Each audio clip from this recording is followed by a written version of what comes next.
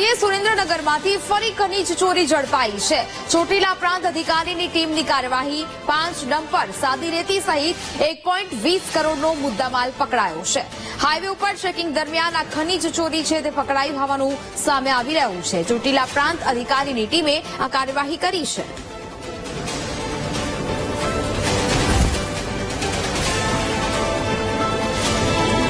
વિસ્તારો જેવા કે રાજકોટ હાઈવે, આણંદપુર રોડ, નાની મોરડી ગામે તથા આપાબીગાના ઓટલો, સાંગાણી પુલ તેમજ મગરીખરા ગામ તરફના હાઈવે વિસ્તારોમાં આકસ્મિક રેડ પાડવામાં આવેલી હતી। આ રેડ દરમિયાન જુદા જુદા કુલ 5 ટ્રક જે અનધિકૃત ખનીજનું વહન કરતા હતા। તમામ જે ટ્રક છે એ ટ્રક પાસે કોઈ પણ પ્રકારની રોયલ્ટી પાસ રજૂ કરેલ નથી।